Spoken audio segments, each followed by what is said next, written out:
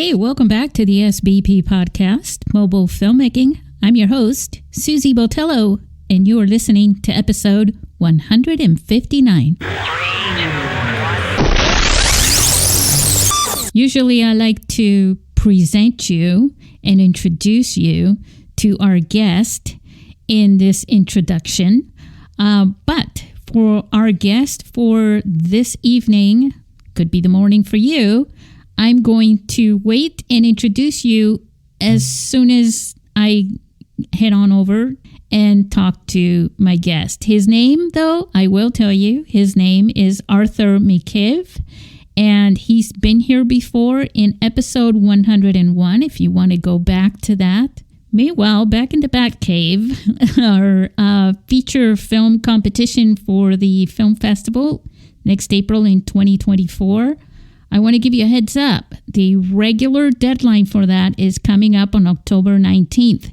So be aware of that and get your films in. Hey, by the way, before we get started, have you signed up for our newsletter yet? Sign up for the newsletter. Look, it's not, we're not spamming. We're not adding anyone unless you subscribe. So if you haven't subscribed, even if we have your email address already, we're not adding you. We have a lot of respect for you. And your privacy. So sign up for the newsletter. There's no spamming. We don't share email addresses. It's just for us and to stay in touch with you, give you some updates. If something ever comes up, we can always shoot out an email to you. And there may be some other perks involved in that and some new updates aside from receiving an email when a new episode comes out. It's just one more thing that I've added to my agenda when I publish each episode now is to, send out a newsletter to all of you wonderful, beautiful people, listeners. So anyways, let's get right to our show and let's go talk to Arthur.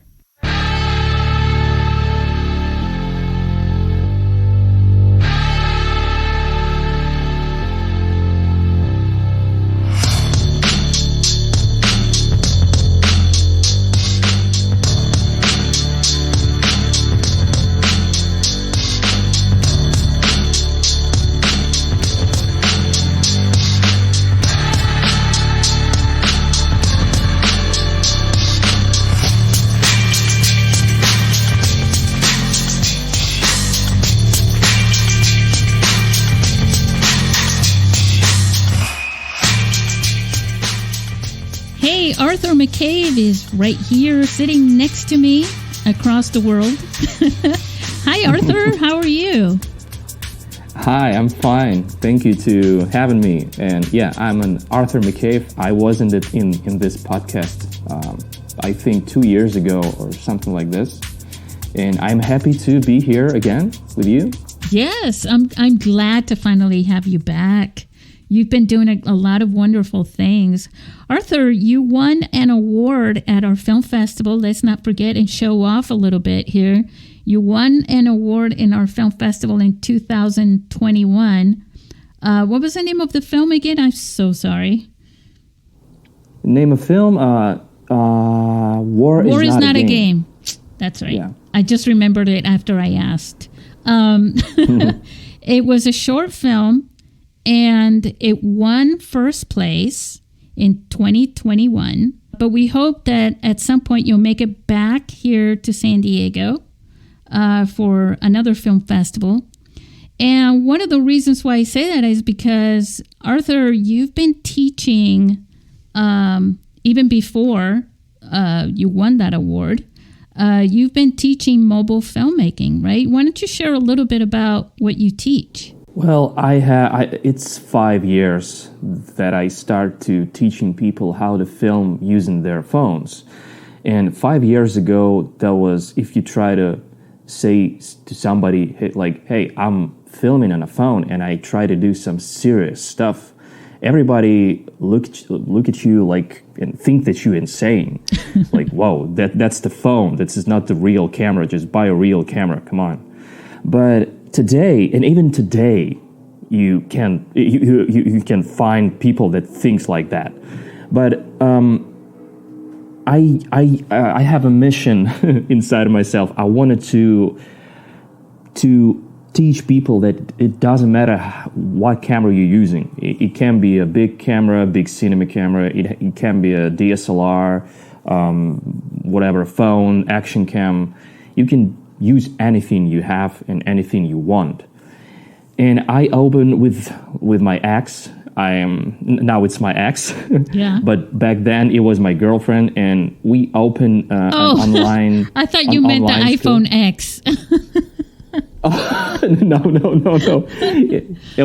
I'm talking about the person. Right. Now I get it. Sorry. Yeah. No problem. And we opened online school. Pocketfilm.ru. And before that, I met Maxim Musil. You know him? Yes, he's a good guy. You know, we spoke about him in our last session. Oh, really? Yeah, because he was the one who. So he won. He's your competitor. he won in our film festival. I believe it was in 2014 as well. Quite honest, he won with his film. I forgot the name of the city. Lisbon. He made a little short film, a travel video from that, and he won in our little film festival back then. Yeah, and he inspired me a lot. I always say that I have three fathers: my real father, my biological father, my stepfather, and my art father, creative father. And this your is mentor. Maxim. Mentor, yeah, exactly.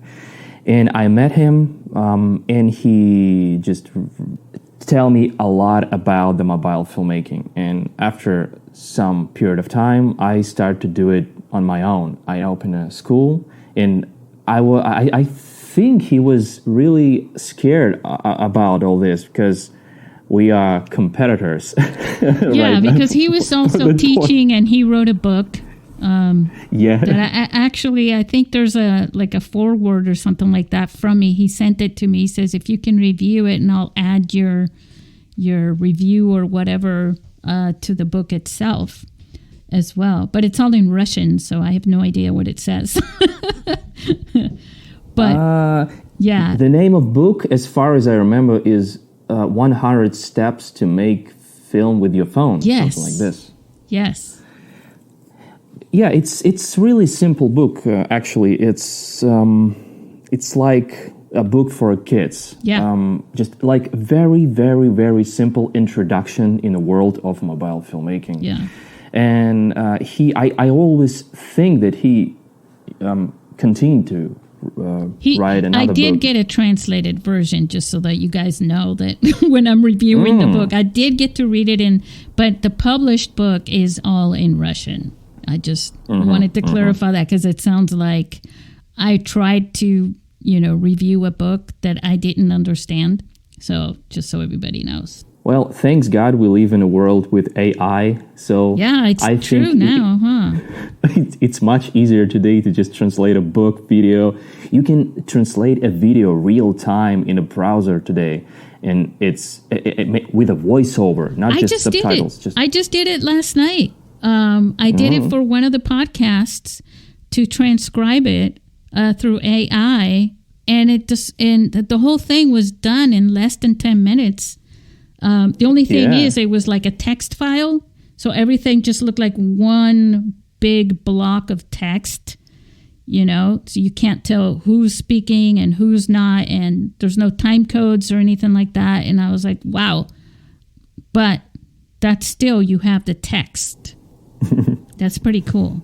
Oh, I have a lot of problems with my students because maybe you don't know, but people in Russia, I don't know why, but people in Russia have really big problems with English.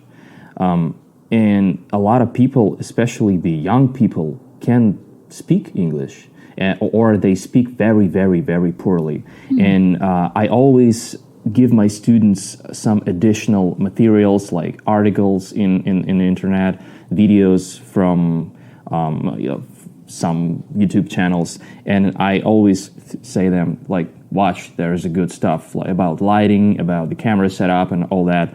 And they always suffer because it's in English. Do you have a Russian video or something like this? But today you can use the AI, and we have a browser here. We have a company, Yandex. Maybe you heard about it. Yeah. And it's Russian Google. Yeah, like it's used for file transfers and things like that also. It's like a hub for food delivery, for a taxi. It's a browser. It's everything. And you can download the Yandex browser, and there is a internal AI that you just open a YouTube video on English, for example, just push the button, wait for 5 or 4 minutes, and you got a voice-over, just Russian voice-over. Yeah, so I think the technology is awesome today. And I believe one day I can sit here and speak Russian, and some robotic voice, English robotic voice, will be translate me in real time. Actually, no, they sound pretty good.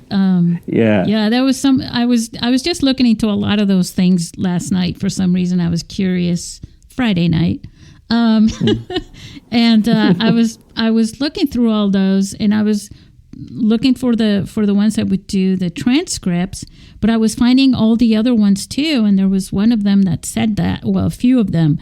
That's the cool, and that's the scary at the same time. The rise of machines is ahead of us.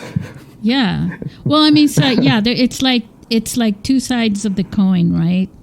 Yeah. The yin and the yang. You know, it depends on how people are using it. Unfortunately, there are people out there who are. Yeah, it's There's the whole AI thing is scary, Arthur, because we can bleed out the humanity to where we don't matter in everyday things like art, right? But what does matter is, you know, AI generated stuff. So we have to be careful. Yeah, and that's I started to write my 5th book. I wrote 4 before books, and you can find it on Amazon, but unfortunately it's on Russian. I wanted to make a translations for a long time, but I don't know, maybe I'm lazy or I've always forgot about it, but it's still on Russian. I'm sorry for that. But I started to write my new book, and the main topic of my book and my thoughts is AI and the human being creator. Like, what's the difference between the AI generated image, for example, or video or music, and, you know, something that human created? And is there a reason, and what we can do with it? I have my own thoughts, and I think I think personally, it's my opinion. Yeah. That you know, art, it's something that make you feel something when you look at the picture in museum, for example, and you can feel, you know, anger, sadness, happiness, something, and this is art.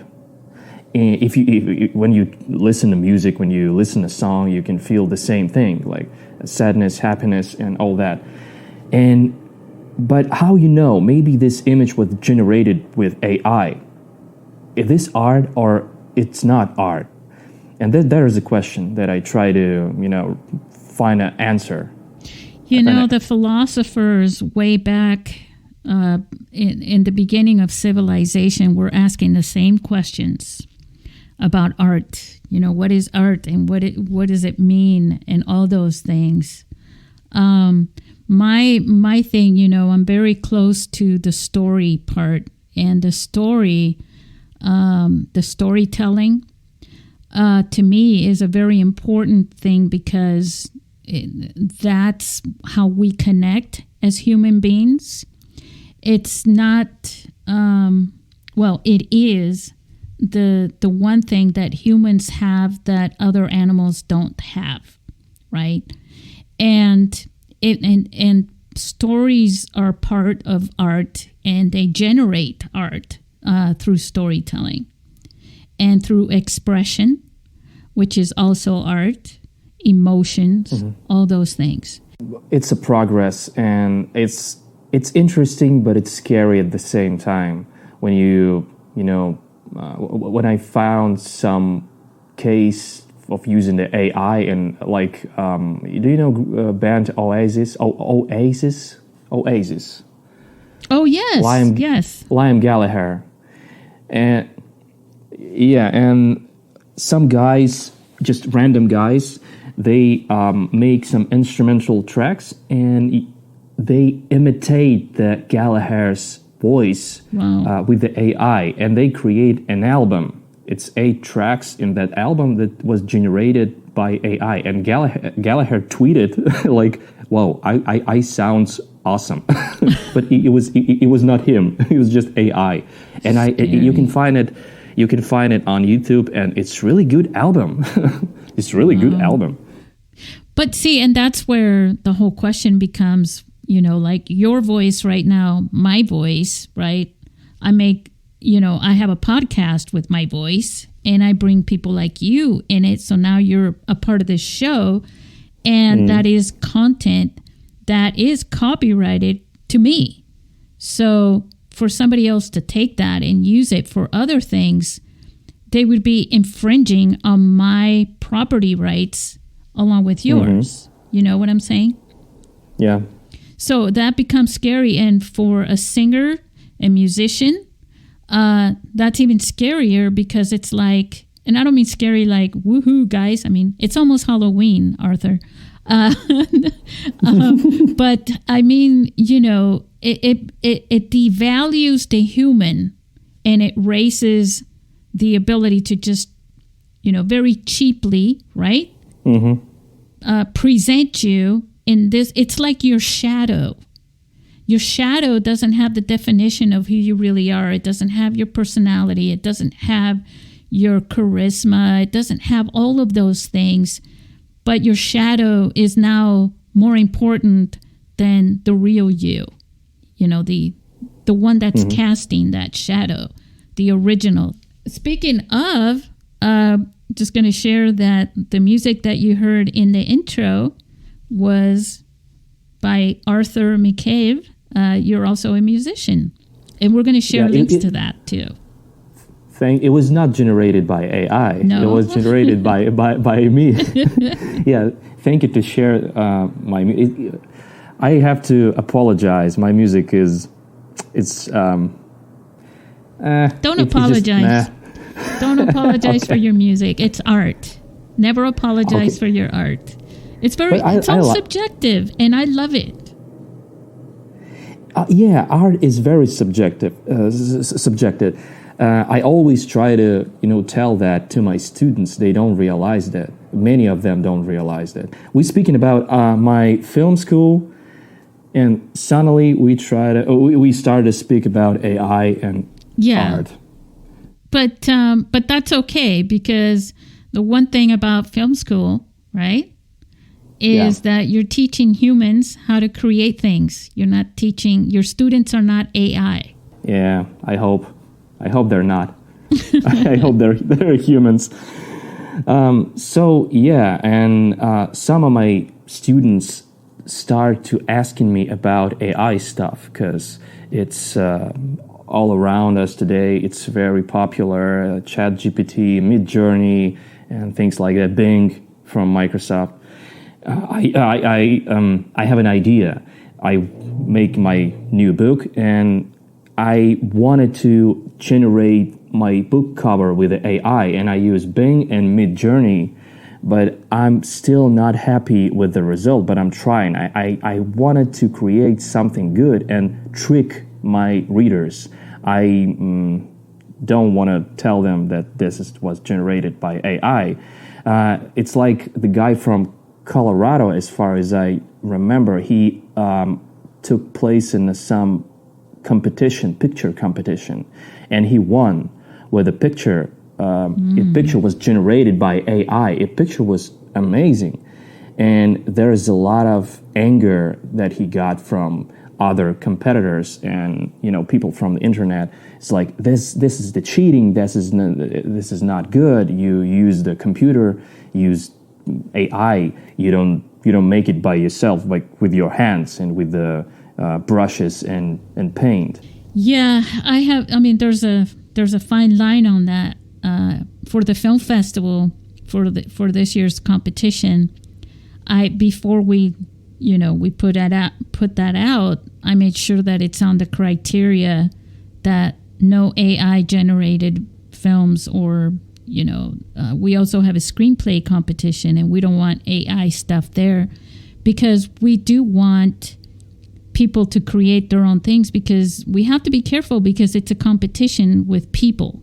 They're going to be competing with each other using their smartphones, right? Their smartphone cameras. Mm-hmm. But way back, even when you submitted your film, there were part of the rules was not to use editing software where it makes the editing decisions for you, where you make all the decisions on the editing. Mm. Because there were editing, and this is from way back in the beginning, from the very first film festival, it was part of the rules. And that's why I don't like, editing software that decides for you what to do. Like auto editing programs. I don't remember exact names of these applications, but it doesn't matter. Well, yeah, I agree. But it's there's one aspect. Where is that line? When what we use in our modern phone, it's not that old-fashioned phones. It's very complicated devices with a lot of AI stuff inside. In camera, for example. So when you shoot with your phone, automation. And phone try to help you with your project. Just do image a little better, better this, better that. And where is that border? Where is that line that you can't cross when we speak about the using AI instrument in our creativity? Well, I work on graphics, right? And there's always more and new features in editing software for making it easier, the flow of making your art, right? And the graphics and things like that, and manipulating, but you're controlling and manipulating it yourself. I think the difference is when you have the computer itself and the software, where you say, give me a picture of this, and it does everything for you. You don't control the manipulation or anything like that, where you're just saying, give me a car that's red placed on top of a hill with an open door and flowers around it. Giving it the details, but you're not actually manipulating them and controlling exactly the shadows, the textures, all those things. You're not inputting that from your own imagination. That's, I think, where the difference is. There is a new profession, by the way, the prompt engineer. Do you hear about this? Something? Yeah. So there's the guys who create text for AI, like I want a birds with a red background or something like this. Yeah. Yeah, that's like when I worked in graphics. The manager comes in and says the CEO wants this, and now I'm telling you more details, and then you make it, and then I make it exactly how they want it, and I show it to them, and they say, the CEO doesn't like it. Even though I loved it, the CEO now doesn't like it. He's changed his mind. Now he wants everything in yellow with blue skies and blah, blah, blah. Which... Oh, that's a typical CEO. Very typical, make up your mind. But the problem with that is the issues are... In a profession, right, the artist has always had a tough time getting paid to do the work, because the executives think they're just having fun with art. They think of, children doing art. Why should you pay somebody to do art? They don't deserve that respect. It's not like you're an accountant, adding and dividing and multiplying, money. And so they don't want to pay you. the reality is that a lot of executives and companies want to make profit, so they're not going to pay you if they can get away with not. And that's a great excuse to say, well, art is just, it's fun stuff. It's not the same. And that's the problem, I think, Arthur. Now we have a video editor or a graphics designer. We don't have to pay them anymore because now we got, Joey and Timmy and Lisa, and they're all sitting around and they're just talking into the software and telling them what I'm telling them that I want. And if I change my mind, they just tell them, and they don't have to worry about paying somebody for creating something more than once. Yeah. I think that AI today, it's some kind of instrument.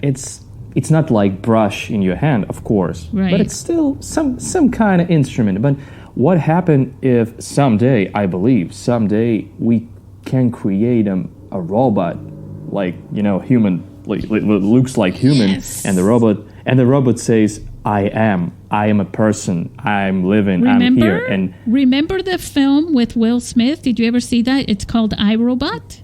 Yeah. That's exactly what is already starting to happen. I want to shift now a little bit to something else.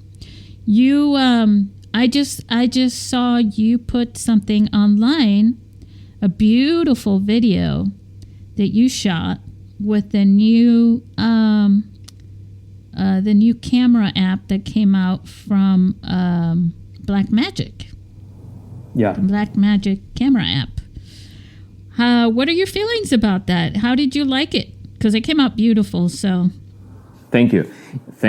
Yes, all people. The most popular app, it's Filmic Pro, and I personally don't like Filmic Pro. I don't know why. I just don't like the design. I don't like their subscriptions and all that. I just don't like it. But everybody use it, and it's very popular. I always try to find something else on an App Store or in the Google Play Market. It's very hard to find some great stuff in the Google Play Market. It's a really big problem on Android. So that's why I'm using the iPhone. It's not because it's the best camera. It's because you can find a lot of great apps in the App Store. And I used the application with name Beast Cam for a very long period of time. It's not free, but it's good. I bought that one too. It's a good $2 or something like that. Well, it's very cheap, and even if it costs $2, a lot of my students you have to pay for it. It's just like $2, like a coffee cup. Come on. It's not a it's nothing too special. It's cheaper about it. than coffee. Yeah, it's I think really what cheaper happens than too coffee. is like people want to try things out and they don't want to have to pay for anything. I get it, but at the same time, if you think about Blackmagic Design, the company, we were talking earlier about DaVinci Resolve, the editor.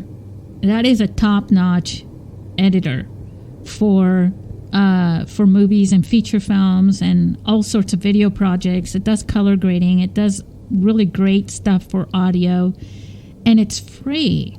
I mean, if you want extra other stuff, it's not free, but it's free. And I think most of the money that they're making is through the Blackmagic camera itself, right? And then those plugins. So I just wanted to let everybody know the Blackmagic camera, that is probably one of the most popular cameras other than the Red for indie filmmaking. Those are the guys that make this camera app that you used, Arthur. Yeah, and it's I love Blackmagic cameras. It's not that expensive like Red or Arri, and it can give you a very good raw picture. It have a lot of problems, of course, but any camera have a problems. I love Blackmagic cameras. I love DaVinci. I like it's really good policy. Company policy. They let you use their stuff for free sometimes, like DaVinci Resolve or the Blackmagic, Blackmagic Camera application. Yeah, and a lot of people can't believe that. When I posted this video on my Instagram, a lot of people just like, oh, I can't believe it's free. It's something strange about it. No, it's free. Like DaVinci Resolve, you can download it for free officially from the website. Yeah, and it works good. And it doesn't have like their logo in the background, like a watermark and things like that, which people expect, right? Yeah, nothing. It's just you can just use it. But and the Blackmagic Camera App, I try to do something with it, and of course it's not perfect, but nothing perfect in this world. Right. But I think it's very, very, very good. There is pros and cons. I don't like the stabilization. I prefer the Beast Camera app instead. It have a very good stabilization, But other things is very, very, very good. It's totally okay, and it's not glitching. I love. It's only 37 megabytes. The entire app is 37 megabytes. Oh, it's very small application. That's probably why there's not so many glitches or anything like that. I love Moment. I love what they're doing, like lenses, like their videos. It's very educational and it's very useful. And I use their application, Moment Pro Camera. But it's some glitches that still there. It's 5 or 4 years, it's still there. They can't fix that, and I don't know why they can't. It's when you open this application and you try to change, for example, ISO or shutter speed. Yeah. There's suddenly you change the white balance, but you really don't change white balance. You try to change the ISO, and you have to close the application and open again, and then it works fine. And it's really make me sick, and I don't know why they can fix it. I love their products anyways, but they have to fix that. We were talking about Filmic Pro earlier, and when they first came out, because it came out after the film festival, right? So people started using it, and I got it, and it was free at the time, when it first came out. The first thing, it allowed you to lock focus and exposure. I can't remember it doing anything else, really. I think it had audio meters on it or something like that, but that's about it. And then Apple, I remember, I think I was on the 4S or something in 2013 or something like that. And Apple said on the new iOS, not even having to get a new camera, oh, you can lock exposure and focus now on the native app. And I was like, oh, so what's Filmic Pro got to do now? So now they have to add new features, you did color grading on your film, which makes it look very cinematic. And you're very good at that. But if you capture it on log, you can even do better. Yeah. And I have problems with the color grading, but everybody tell me that, no, your colors is very good. But sometimes I can work on some project for about 3 or 4 hours, and I just close my laptop and go to sleep and open it up on the next day and see with a fresh eye on what I'm done. Yeah. Just like yesterday, it's like, wow, is this horrible? It's so greenish or yellowish or something like this. I have to fix that. Yeah. Well, and with log capture, everything comes out flat, so you get to control and manipulate everything. So you would probably enjoy that a lot more. Speaking about Filmic Pro, the last thing I want to say about it, it's I remember when iPhone 11 comes out on a market, it was an Apple keynote, and the guy from Filmic Pro came on stage and he presented the collaboration with Apple, like, well, now we are collaborate with Apple and all that. But the problem was when the iPhone 11 go to the stores, people can buy it. It has 3 cameras, and the Filmic Pro app doesn't support all these 3 cameras. They fixed that a month after release in a phone. But the moment, speaking of moment, they creating an update for their application on the next day, as far as I remember. So wow. I don't understand that. You have a collaboration with Apple, so why you don't make an update, in the day that phone release? Yeah. But that's the strange. The thing that I respect a lot about, I have a thing for pioneers, and even though like I said, the film festival, this whole push that I gave to people to make movies for the big screen, ultimately feature films, Hollywood films shot with smartphones, right? And my push for that was laughed at by even my own friends who made films and videos and things like that, right? I mean, it was completely, they were mad. They were insulted.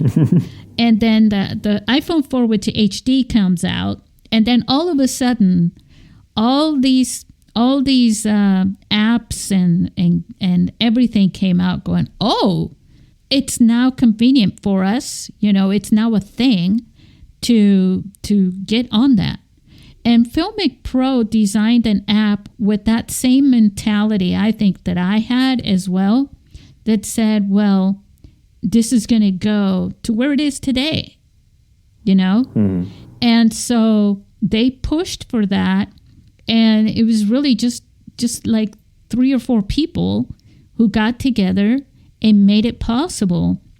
And I think that without Filmic Pro diving in and providing their app to be able to do just some very few simple things that the cameras on the phones couldn't do, it helped to move this push for making movies on the phone as a cinematic revolution in a way, right?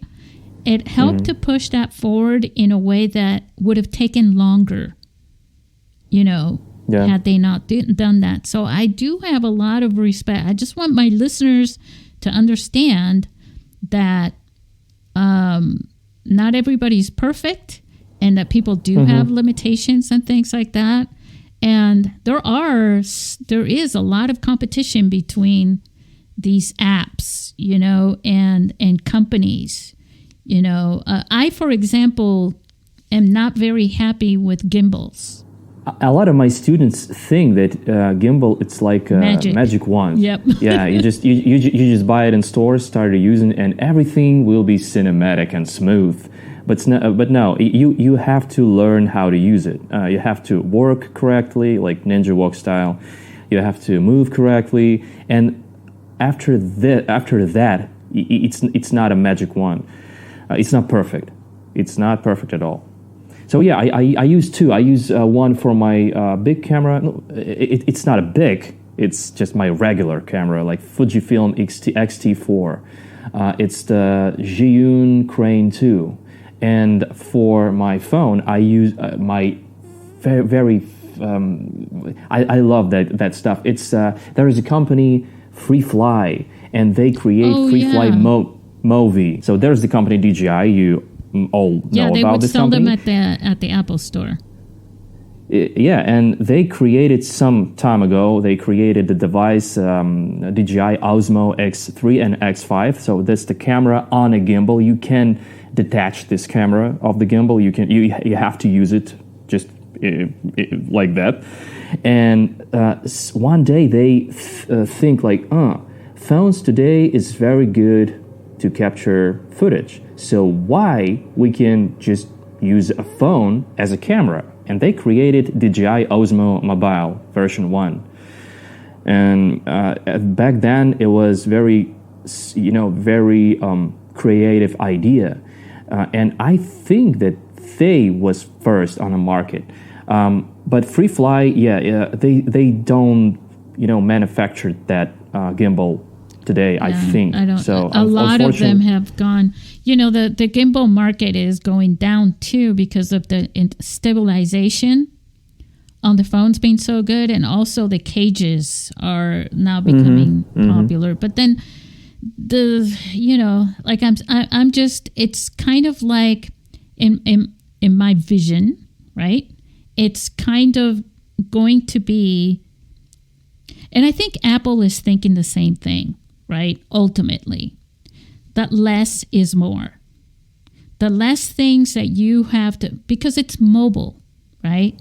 So the simplicity of being able to film without all the gear and all the complexities in an app, like manipulating frame rates and things like that. It's like, why not just say, I want to make a film for a 60-foot screen, and then just push a button and all those things come together and make that the best decision for you on that. So you can just focus on being creative, focus on making a great story into a film, right? Don't have to worry too much about gimbals and tripods and all those things. Just focus on the other things and let the phone do as much of that as possible. I think that's where, if I was Apple, that would be my goal, to make everything just be on the phone. Someone just pulls it out of their pocket. I'm making a movie today. I'm starting this movie. I'm shooting the scene today. And I don't need to bring a lot of stuff. Yeah, I agree. I think that, well, when we speak about to create some, about movies, about all that, songs, movies, picture in a frame, comic book, video game, it's a story, yes. Just like you have lyrics in song, you have some, story in a picture on a wall. You have a story on narrative on the video game in a movie. So it's all about the stories. You have to know how to tell a good story. When people sitting around a fireplace many years ago, what they doing? They tell stories to each other. Yeah. So a lot of my students and a lot of people that surrounds me in this video creation industry, they try to argue with me and try to prove me that that technology is more important than your personality, than your creativity. You have to buy a best camera, you have to buy a best gimbal, best lenses. But no, we talked about this earlier about the AI. AI, it's a computer, but the most important part of it, it's you. It's the person who create all this. It's your emotion, it's your creativity, it's your feelings that you put in your story. Yeah, our connection to when, I actually have spoken about this before and written about it before as well. The reason why humans, like when I studied, anthropology, which is the study of humanity, really, the reason we speak, that we have language, is our need for expression. The need for expression is not our expression as an emotion. It's an expression of being able to share stories with one another, which is why we were drawing things on cave walls that led us to speaking and learning languages so that we could connect and share stories with each other. That's the origin of humanity. And that is the thing about the human brain that doesn't exist in other animals. That's what makes us unique. And there's a need for that. I think wolves can't, tell the stories to each other. So you have to learn how to create story. And that's the thing that you have to focus on, the story and the way you tell into that story to your audience, not the gear you're using. So and the phones today are very, very good. I think it's enough good to create any kind of story. But when Apple creates some kind of promotion videos for their new phones, they always collaborate with the different famous directors and cameramans. I get mad sometimes a little bit because it's like, hey, why don't you reach out to the hundreds of thousands of wonderful filmmakers that are not in Hollywood or famous, and that would be more inspiring. You know what I'm saying? to have someone who is not famous make, because otherwise it's like, well, yeah, that's a famous director. Of course they can make that with an iPhone. But imagine saying, hey, Arthur, you show them, and they're like, oh, it's just Arthur. And he made this wonderful thing with an iPhone. And by the way, you guys, you got to see. We're adding all these links for you to see what Arthur can create. And Arthur is just, he's a great guy. He's not a Hollywood, rich guy making movies in Hollywood or anything like that. And Apple, I'm Sherry, if you're listening, reach out to Arthur. Yeah, they when they see like Snow Steam Iron by Zack Snyder, they think, oh, that's the Zack Snyder. Of course he can do this. I can't. But Zack Snyder is not from different planet. He's just human with 2 hands, 2 legs, and a head. And 2 eyes. He's just like you. And if he can do this, you can do this. This is nothing to his. A lot of people think that, they use a lot of, stuff like lighting, gimbals, tripods. They're using, I think, things like that. I think also, Arthur, they're looking at Zack Snyder today. They're not looking at Zack Snyder, the little kid who started thinking this way. And as he grew older, started to experience this, because the more experience makes the expert. That's my quote that I'm always saying. You have to start somewhere, and you have to keep at it, and you have to grow to become that expert by doing it. And I think that's what happens. People look at Zack Snyder or Steven Spielberg, and they're thinking about these people as today, of course, they can do it. But you need to look at, in the past, they started out as a little ball of flesh, with diapers, just like you did. Yes. That's the hard sometimes to switch from one language to another. And see, I just say that it's yes. We all started with something. And, if you want to learn to swim, you can read books about swimming. But if you want to learn to swim, you have to swim. You have to go to the ocean, pool, and swim. And Zack Snyder, Quentin Tarantino, and all these great directors that we know, they started from some point, and they was kids, and they was not professionals, but they practicing, and they love what they do. That's the another very, very important aspect of this process. You have to love it. And passion, I try to tell that my students that all the time. If you came here, I want you to love this. If you don't like what you do, and maybe you do is, maybe you want to create videos just because it's popular, and just because you think that you can make money with it.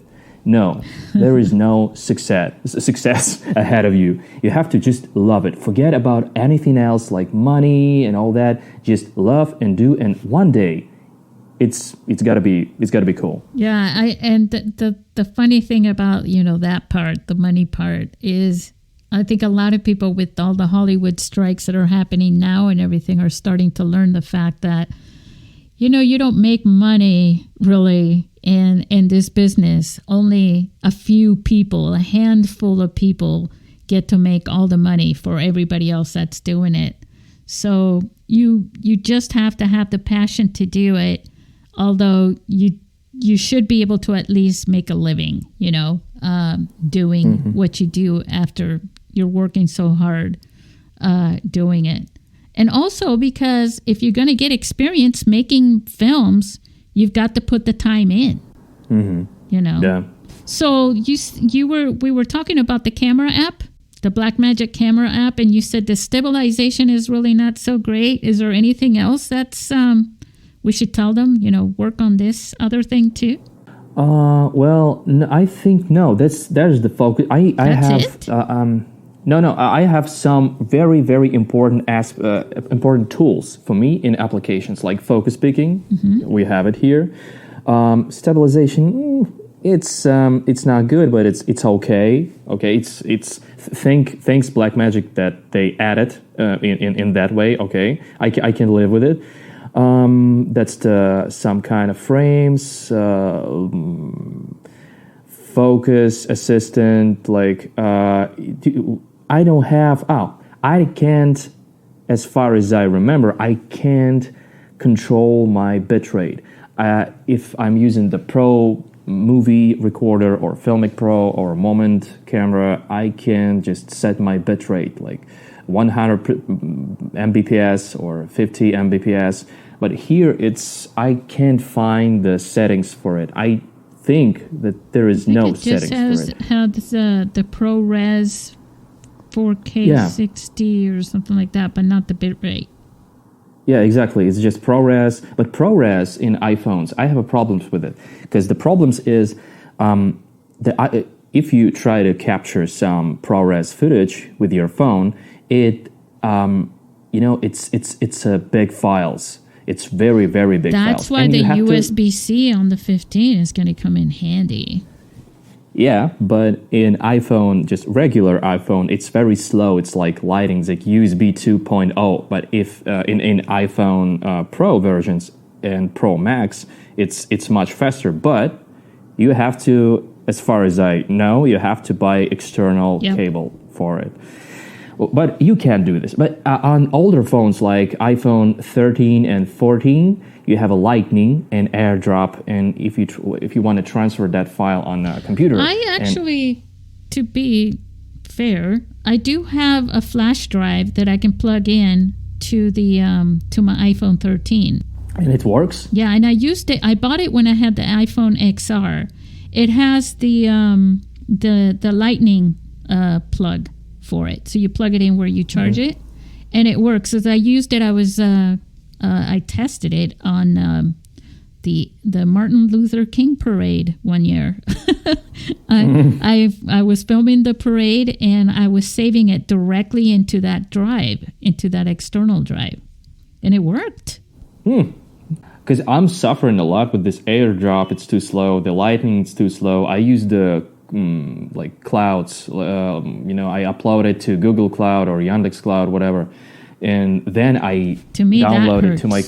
The uploading to the cloud hurts because for me, that's like, it depends on, coverage, cell phone coverage if you're out somewhere. If you're at home or have Wi-Fi, it works okay.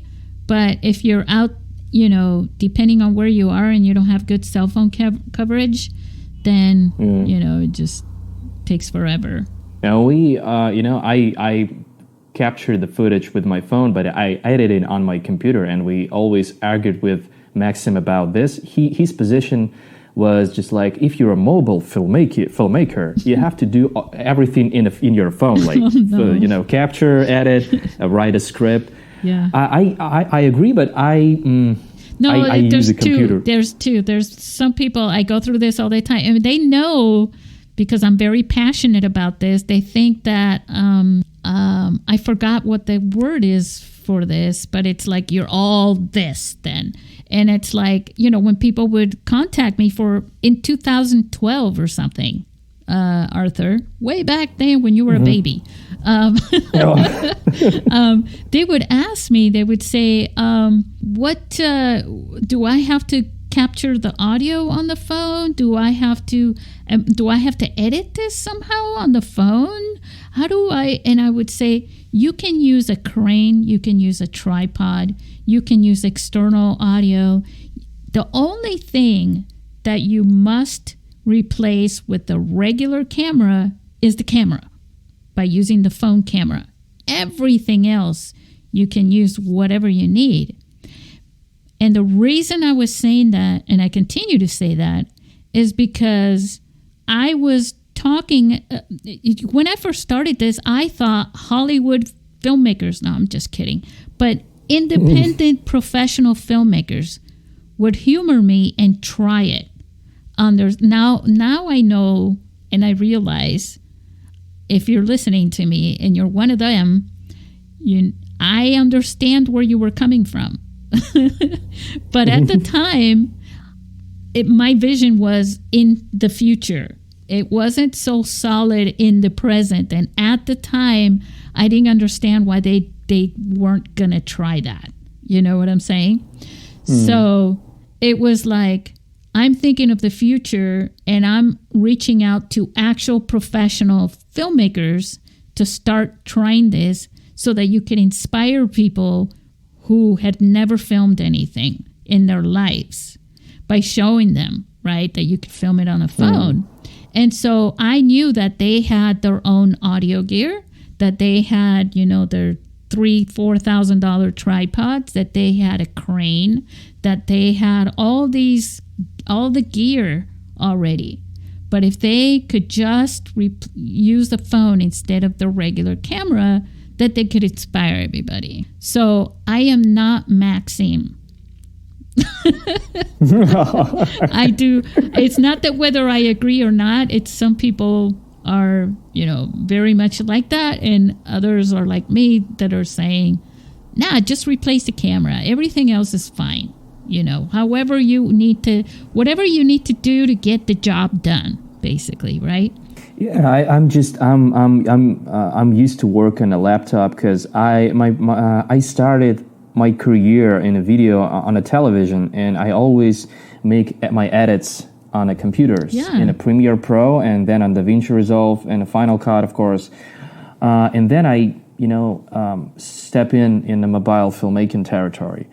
And I have all my habits from my past, and it's much easier to me to work on a computer. But I understand that if we talk about the competition, but you know what? Is that fair that if I enter some competition and I'm gonna use all this, I use my computer or DaVinci Resolve, for example, and some guy that take place in that competition too. I have a solution. I have a solution. So we do have a special category. It's called the Ultimate Mobile category. Everything is done on a phone. Oh. The music composing, the editing is done on the phone. Obviously, you film it on the phone, but everything is done on the phone. So then it's fair if you're in that competition, right? In that category, because if you get selected from that category, you're only really competing from those to go on to get the first, second, or third prize. That's a good idea. I think that's cool because maybe I know a lot of people that thinks that, like Maxim, he thinks that you have to do everything in the phone. So yeah, why not? If you want to do everything in the phone, I think that you can use any devices. Like on my online classes, there's a final work at the end. My students have to do the final work when all classes is over, and they always ask me I see about what you mean, the final project. Final project, yeah. And they ask me like, hey, he have a good other student, he have a good gear, I don't have it. That's not fair. And I always answer like, it doesn't matter what gear you use and what gear you have. I want you to tell a story, and I put my attention on this aspect, on your story, not of your picture quality, resolution, and all that. Right. But this ultimate, how you call it, ultimate mobile. So it's a category, and people submit to it. And the way the festival works is everybody in each category has a winner. And those people that win in that category, they go on to compete with each other for the ultimate award. So I think we have like 10 or 11 categories or something. So those are the ones that get to compete for the final awards. So if you made an awesome film, the best of the best from each category are the ones that actually make it, right? And so then they compete with each other, regardless of what they made it in, but those are the top-notch films. So I think it's kind of cool when you have somebody that has won, right? That the judges say, wow, this is the top one, the highest ratings, and the results come in, and it's someone who filmed everything on their phone, or someone who never made a movie in their entire life, but made a great, like we also have a music category. And you have a top-notch music video, right? Like your film style would be great for making music videos, I think, with the way that you shoot your footage and everything. All those things competing with each other for the end, because in the end, everybody used not a mobile device like iPods and GoPros and things like that. Everybody used the smartphone camera, regardless of the brand. And then what the competition really is with the judges, it's not about what they used. It's like you said, it's the story. Yeah. And that's how you win the category, but that's also how you win the ultimate. And see, what that does is it creates kind of a little bit of a filter so that everybody has a fair, equal arena to compete in. Maybe in future, you have to do like category AI generated footage. not to compete in the final one. I think once, if we had enough time, enough money, right? Quite honestly, to screen every one of them and prices, to give out prices for each one and things like that, it would be great. But I still keep, there was a film festival in Macedonia started around the same time that I did.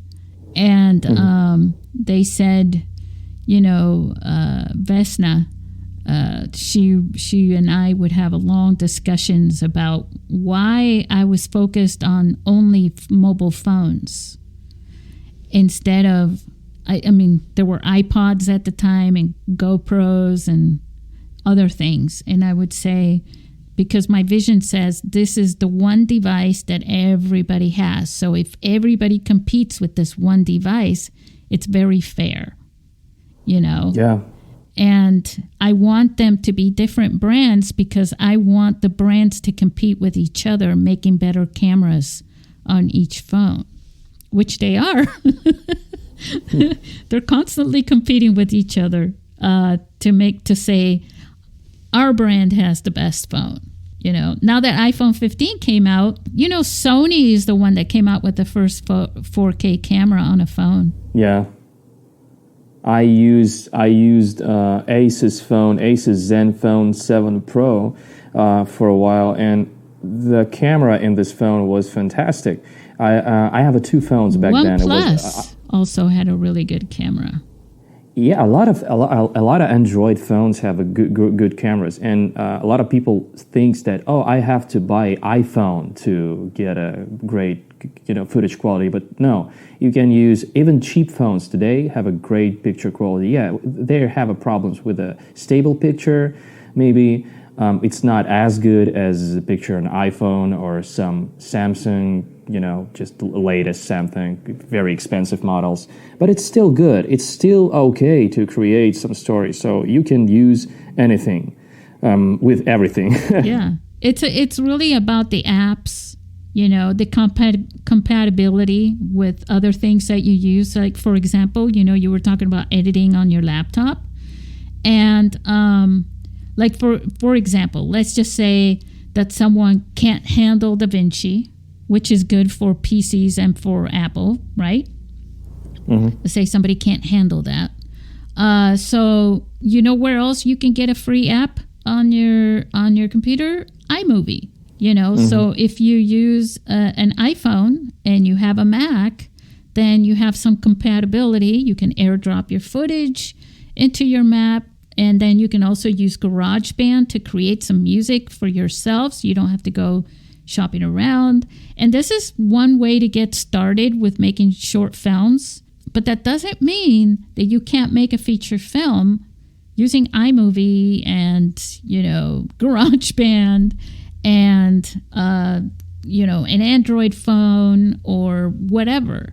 It's all up to how much time and effort and how much passion you have, because the passion is what gives you the energy to put that time and effort into creating your film. And if you have a great story, that's going to inspire you. to do it. There's just one technical problem with the Android is there. On iPhone, you have a GarageBand, it's free. You have an iMovie, it's free. You have a Blackmagic now, it's free too. So you have a lot of tools to work with. On Android, there is not so many applications, especially free applications that you can use. It's VN, it's free editing software. It's okay. Yeah. But speaking about the camera apps, there is just Open Camera, but it's not stable as you just don't others. have as much of a choice. Yeah, you don't have. Yeah, exactly. On iPhone, you have a much bigger choice to choose, from applications. Yeah. So, what do you think, Arthur? Well, should we? Is there anything else that you'd like to share? Now, we're going to put the links for everything that we talked about and then more. Yeah. We're going to put the links to follow Arthur on Facebook and his websites. Also, one side is his website. OneSite.ru. That's Russia. That's the website of our video production, and the book? Pocket Film. It's on Russian. I think. Whatever. You know what? I'm still going to put it in there. If somebody wants to buy a book made in Russian, that would be great. Because you have 5 books now coming up there, right?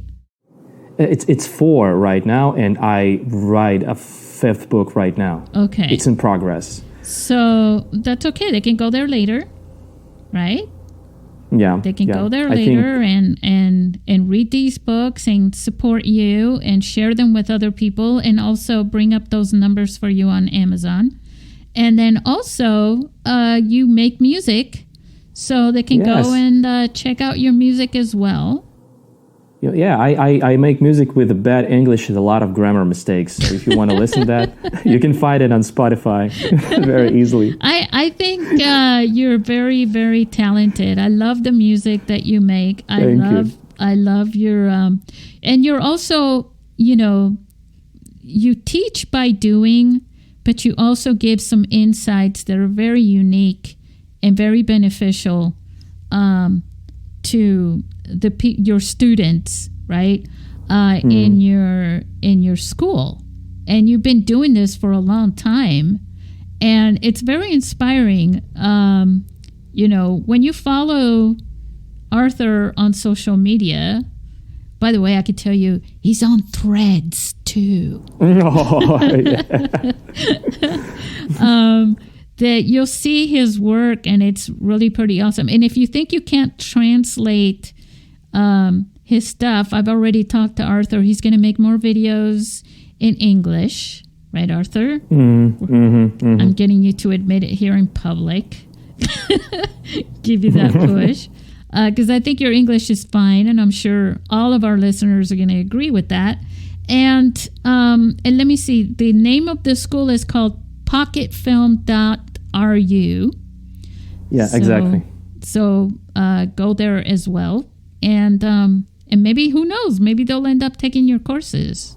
I have a lot of requests for English courses. I have to do this one day, and it's just maybe I'm lazy for it, but I know I have to. So if you haven't tried this app yet, Blackmagic Camera, you have to try it up. It's a great application, and I hope a lot of people thinks that it's free now, but maybe in future it's got to be you have to pay for it. But I think no, it's just Blackmagic policy. DaVinci Resolve is still free for a long years. It's just free. They always updated new versions, and all of these versions have a free version. So I think no, that's just a company policy.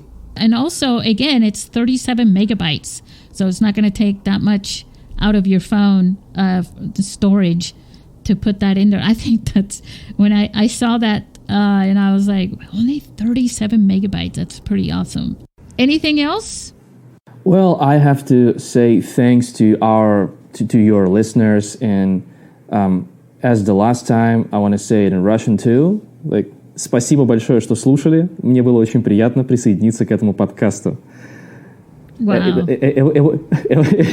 I'm not swearing. No, just because you spoke it so fast. For me, it sounds so. It's really fast. It's you. It's normal for you, of course. Oh, okay. Well, I said that thank you to having me today. I really enjoyed this podcast. It's something like this. I heard the podcast part. I did understand that.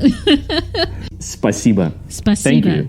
Spasiba. Okay, Yes. well, to Arthur's friends and family, spasiba. Thank you.